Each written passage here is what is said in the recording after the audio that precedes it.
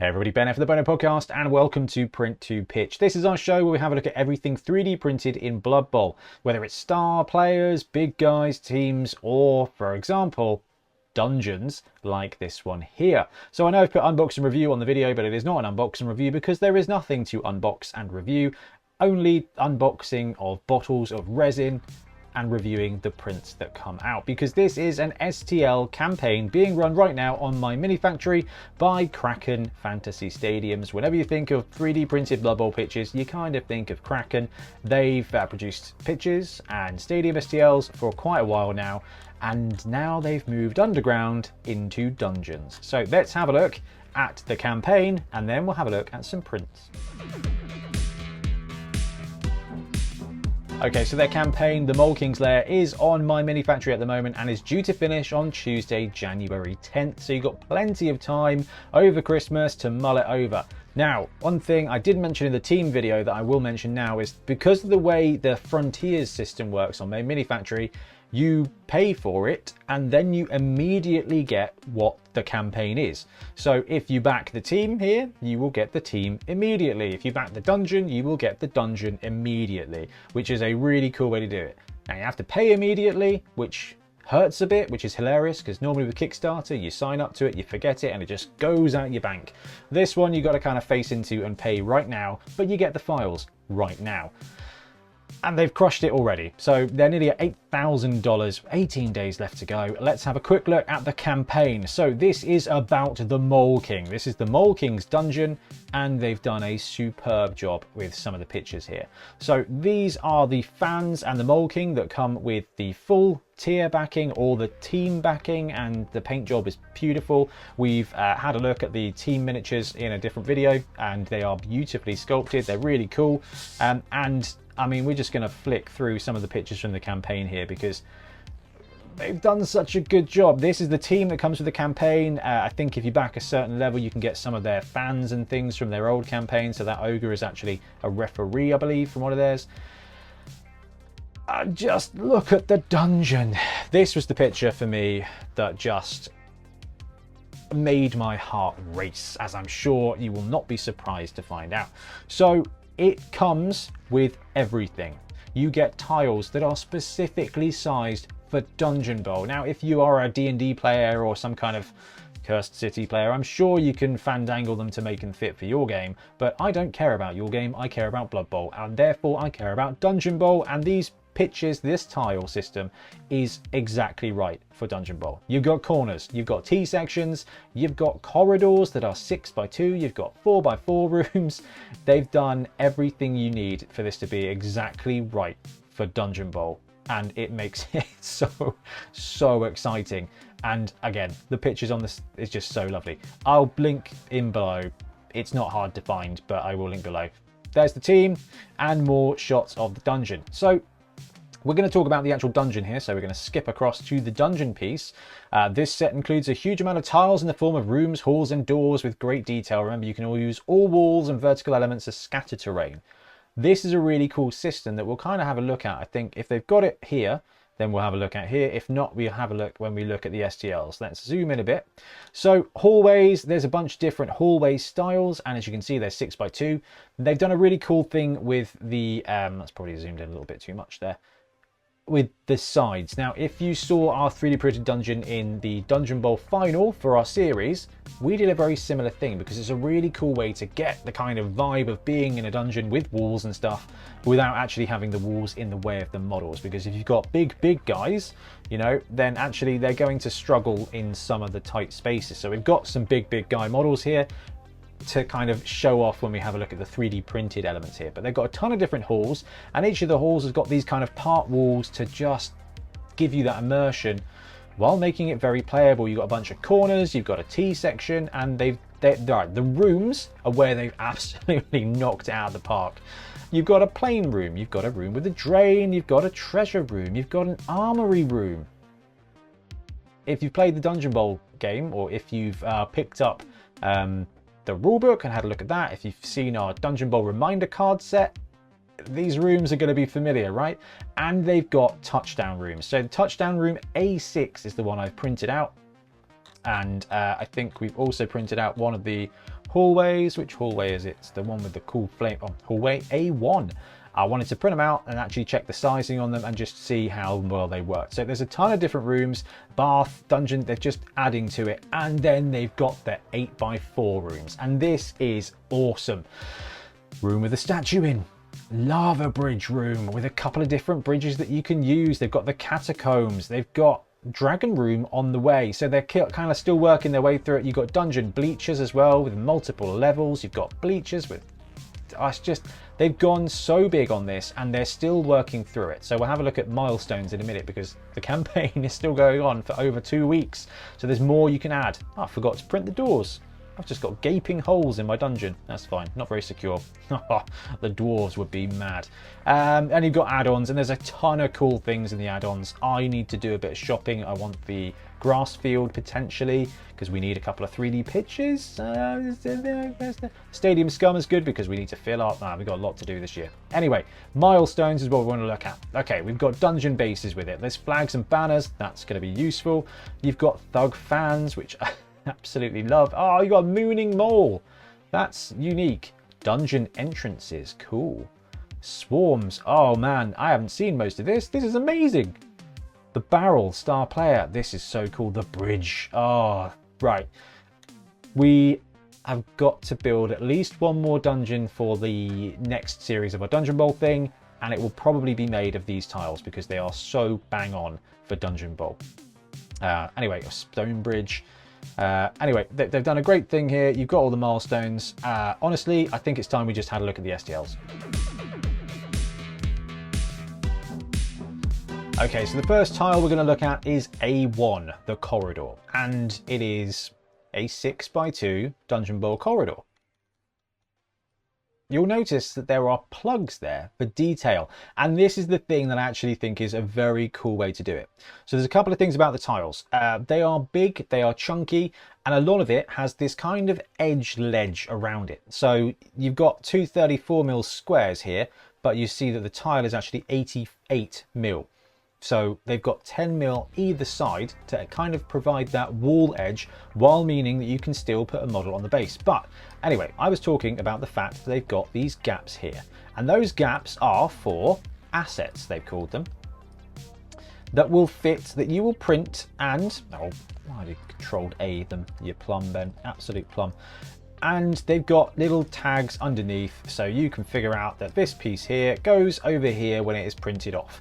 And they serve really well as scatter terrain for skirmish games. So they've actually done a really clever thing there that makes it easy to print, flexible.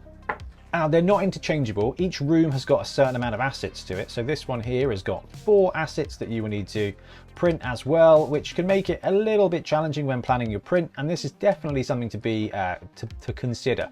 Now, I don't have a plastic printer. I went hard on resin printers instead. So I've printed out a room and a corridor using the resin printer, and to do that you have to support it. I'm not sure if they've got pre-supported files yet. I downloaded this just at the start, so I'm not sure if they're going to be pre-supported or not for resin printing, but as you can see, this is the Saturn II plate, so it is it is not small. But this is the cool thing. So if you have a Saturn II, you can see that you can fit a 6x2 tile on there. You're going to want to angle it, and quite frankly, if you're doing resin printing, you're going to want to hollow it out. But the point of this was to show you, one, the detail. You can see the detail, you've seen the pictures, you've seen the painted versions, it's really good.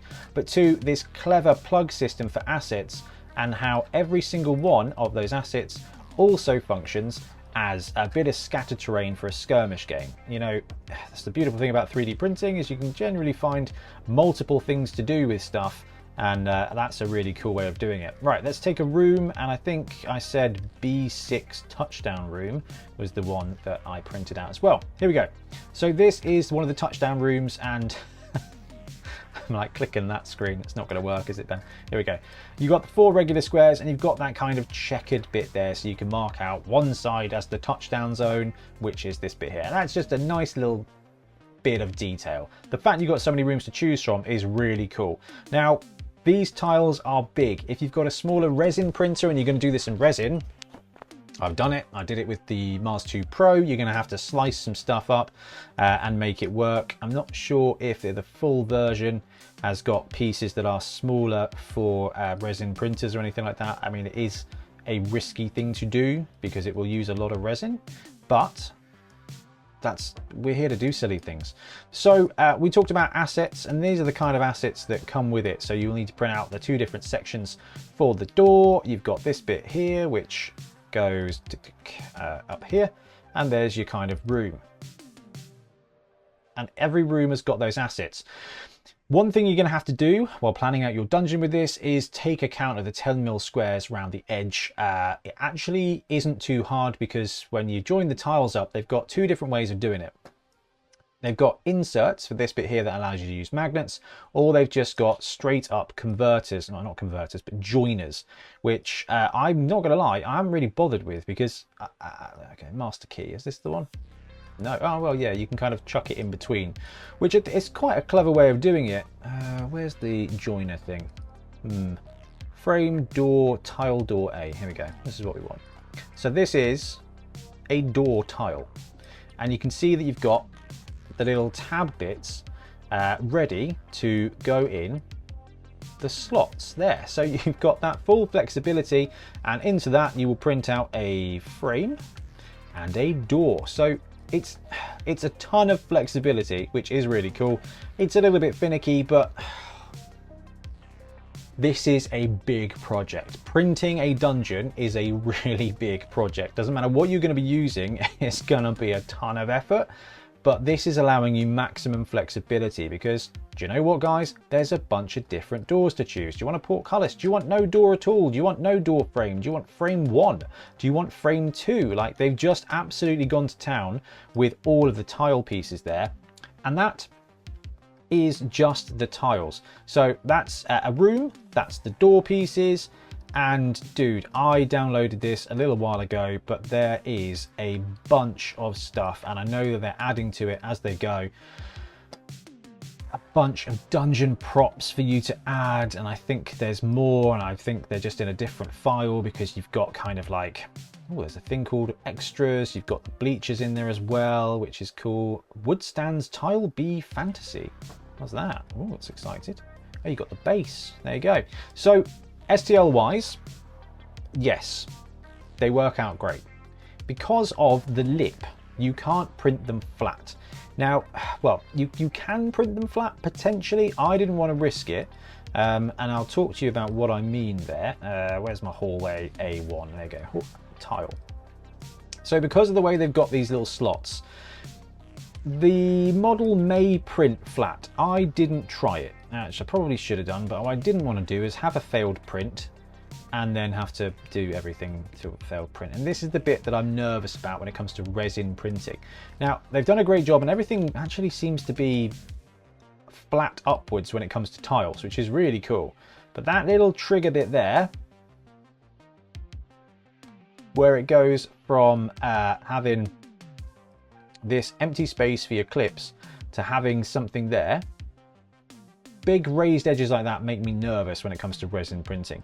But the fact they've done everything there to print upwards, even those plugs to have them be trapezoid shaped, I probably could have got away with it. But this brings me to the other thing you need to consider when and if you are printing this gear in resin. This is going to take £5.33 in resin and take an hour to print. An hour to print is nothing, right, when it comes to that. £5 per corridor. There's 4 corridors in a standard Dungeon Bowl setting. That's £20 for corridors, and then you need to print the walls and stuff. So then it's probably going to take you up to about £7 per room or per tile. In fact, let's chuck it all in there. And as we're not worrying about it too much, flipping heck, Control A is a problem for me. You know, if you look at all the resin, then it's probably going to be about £7 for this tile. And that is some serious resin. Chuck you there, please. Let's do a quick slice and dice. £6.94. There you go. 3 hours with all that stuff there. And again, make sure you're supporting stuff. When I did mine, I supported them. Actually, looking at it, the extras for the tiles would probably be okay. Printing flat on the base, that is just something that I failed at. What I will do is show you how I printed mine. So not saying I'm a cheapskate, it's just a dungeon is a big amount of tiles. If we say it's £7 per tile per room, and you think about the standard dungeon, you've got 4 small rooms, 2 large rooms, 2 dungeon rooms, so 6, 7, 8, 9, 10, that's £70 for that. Then you've got 1, 2, 3, 4 corridors, that's another £30, that's £100. 2 T sections, 2 corridor, 2 jiggity jags, that's another £30. So £130 to print out the Dungeon Bowl set. It's fine. That's 1, 2, 3, 4 bottles of resin, printing it full on, just absolutely going for it. But what I did was click this wonderful little hollow button. So I use Chitterbox. I know it upsets a lot of people, specifically Ian Triplo, but it will hollow out the tile. Hollowing stuff is risky when 3D printing because having liquid resin inside is very bad because at some point it will explode. But what you can do then is cut chunks out of your tile. There we go. And you should probably do a better job than that. But what you can do, and this is what I did, was hollow the model and then I supported it on its side and printed it that way. And I'll slice it now just so you can see the value. That's gone down to £1.70. Let's say it chucks an extra 30p on for supports because I would want to probably do it at 75 degrees. Just to kind of fit a couple on there, and you chuck in the supports, and yeah, it's going to be about a couple of quid. In fact, I'll show you one of my prints before we move on. Okay, so this was my test tile print, and it was a print that took 12 hours and cost £7.33. And this is just the tiles. So I've got a room in there and 2 corridor pieces that are hollowed out, and as you can see, added some drainage holes too. Because I got the Saturn II, I thought I'd print a room and 2 tile things and have them vertically. I only bothered to clean up one of the tile pieces, but I thought, well, let's just chuck it on there and see. So that's 3 rooms there, 3 room segments for £7. Then I printed the other bits separately. I think I actually printed them on the Mars too. So I had like the tiles printing on one and the assets printing on the other. So I kind of went to bed one night and then woke up the next day, bounced out after lunch and took them off the printer. I had my tiles already, so actually that decreased the price to probably about £12 for a room in that, which takes it down from £7 per tile to £4 per tile, so nearly halved it by hollowing. Now it will add time. If you can print them flat on the bed, you know, we saw it's about an hour and a half per tile, so it's an hour and a half that way, and then you can swip it over, so probably every 2 to 2.5 hours you can print a tile out if you've got space to do it flat. I don't have space to do it flat for the 4x4 rooms, and I sure as heck don't have space to do it for the larger room. Now let's have a quick look at the lava room, because the STL is super cool. Okay, so the lava room actually comes in 2 pieces because it is a chunky boy, shall we say. So we've got the first tile element there, and let's grab the second tile element there. So it comes split into 2 already. Now if you're doing 3D printing, you want to use 3D Builder to cut things up if it doesn't fit on your plate. It's a bit of a nuisance, but actually that's just what you have to do to kind of get it right for. But look at this. This is an absolute monster of a tile size that would not remotely fit on my Saturn II. If you've got one of the bigger plate plastic printers, then this is perfect. And I have to be honest with you, I'm filming this with a view of resin printing because that's what I do, but big format plastic printers will rinse through this dungeon and at a marginal tiny point of the price. So if you've got one of those, you are good to go. If you are difficult like me and have the resin one, then you've got to kind of work for it. But I'm all right with that because the detail is just absolutely sweet on resin. So there we go. You got the cool lava piece there, and they've done it just to match up with the Dungeon Bowl tile itself. And then you've got the bridges. Where are my bridges? Here we go. So you've got the little bridge, you've got the big bridge, and I just love that you can 3D print real quickly a lava tile.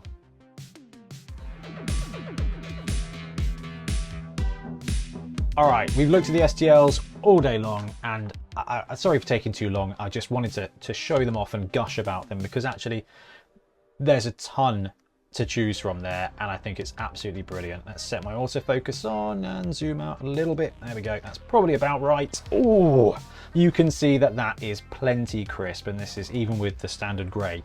So let's take off our tile assets. This is your tile. There are many like it, but this one is yours. And you can see you've got plenty of scale there. Let me grab a model. Let's grab one of Ian's Skaven. And we've got a 32mm base piece there that is nicely fitting in. Now I've got dungeon bowl tiles just down there, so we'll have a look at that in a minute. But you can see there, that even with my poorly lit studio, you can see that it fits on the base really nicely. And let's grab a 40mm base model. Let's grab the Fen Beast because I need to paint him, but haven't yet. This is the thing. When it comes to walls, you've got to be careful of 40mm bases. Big guys sometimes have big bases. Like we've got the Ogre there. The Ogre will fit nicely in a 34mm base, but actually having... Oh man, I cannot wait to film Dungeon Bowl again. I especially cannot wait to film Dungeon Bowl on this. Oh, it's going to look so good. You've got to be careful of the size, right? You've got to be really careful. Feels a bit fuzzy and a bit out of scope. Anyway, you've got the cool plugs here, so they just go into the various slots. You've got the cool little brazier. No, wait, brazier. That's a bra. I do that. Whoops. There you go. It plugs in nicely. I haven't glued it because I wanted to show it up on the video, but there you go. And you end up with a cool dungeon tile.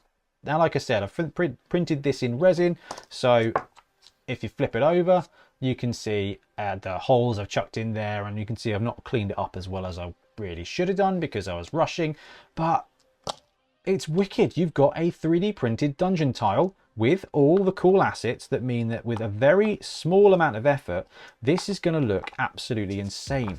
But I think the most important thing to check out here, let's go autofocus and zoom in a little bit. You have to mind my head. I do apologize. There we go. Was to try out the placement of the models with the fancy dungeon terrain there, because you guys know when it comes to dungeons, you need to use every space. And even though they've done a good job making sure that some of the dungeon terrain doesn't necessarily go all the way over it, they have stuck to the 34mm tiles, which means there are going to be a couple of spaces that you need to work around. If you are doing any kind of dungeon, any kind of 3D stuff, you are going to hit that problem anyway. But it really doesn't come up very often, and actually it's infinitely workaroundable when you are dealing with stuff that gives you this amount of flexibility. So I don't mind. It is a small price to pay. Now, let's do the end zone tile next, because I was really just... Look at that. It's just so cool, and you can see how terribly I've done underneath. Now, I don't intend to use these as interchangeable pieces. I intend to glue them down onto a board like we did with our last dungeon. Oh man, and this is actually really inspiring. Oh, this is dangerous as heck. You got the assets, they go on, and you've got these ones here that plug in to each other, and then they plug in to the tray, the tile. Oh, that's satisfying. There's a bit of a gap around the edge. Resin tends to shrink. Plastic one might not do that quite so much, and quite frankly, it's fine. You'll be fine. Everything will be fine. And there you go. You got a really cool dungeon tile that, all right, I'll admit, took 12 hours to print because I was being cheeky and doing it sideways with a resin printer. But you can cut them, you can print them flat, you can save time. I probably would just do it this way. It takes a longer time with resin, but it's much cheaper. But the detail is really, really, really sweet. And these edges here, I'd probably glue on with PVA underneath and then sprinkle sand over the top there to just add texture. And then spray the whole lot on there. Okay.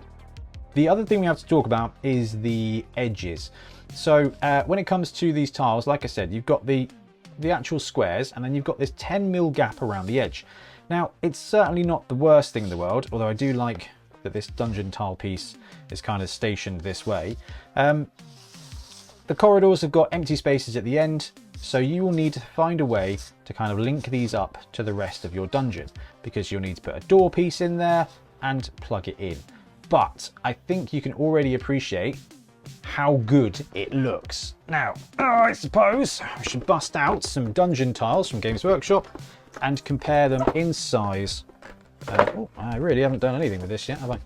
So let's grab some of the new tiles from the Deathmatch box set that Games Workshop have done.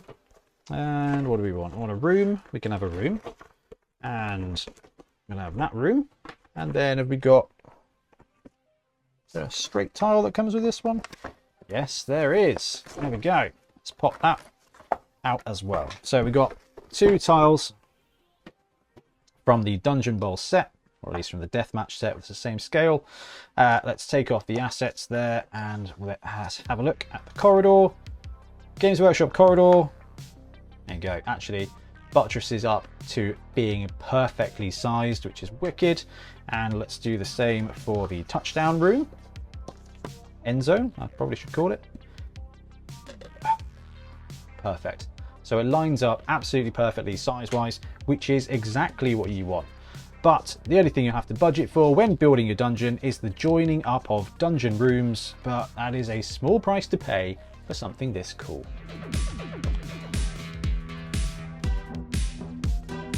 Okay, what do I think of Kraken Studios' Mole King's Lair? $25 is going to get you all of the dungeon stuff. $25 for enough STLs to print all those rooms is just phenomenal. And I think $50 will get you that plus the team, and it's just a ton of cool stuff. It's a dungeon. It is a heavy printing investment. And I mean, we priced it out already, right? One Dungeon Bowl set is going to be about 120 to 150 pounds worth of resin if you just chunky boy flat print it out as resin. And it's going to take a lot of work. For plastic, it's going to be miles cheaper and miles easier, if not a bit slower and with not quite as good detail. But it's a dungeon, and that's the point of this video, is to show you how cool the tiles are, how well designed it is, and how flexible it is. If you've got a plastic printer, you can do this real easily. If you've got a resin printer, you can find a workaround to make it work for you. I've done it, we built a whole dungeon, and spoiler alert, we're gonna be doing another one. So absolutely love this. Like I said, still a good couple of weeks left to back it. If you are at all likely to have a printer, this is a very, very good $25 to $50 to build up your repertoire. Absolutely love it. Link is down below. Go give them a look because I'm really impressed with this. Anyway, guys, I'm going to wrap up. Thank you very much for watching. We'll be back soon with more Blood Bowl content. Happy printing.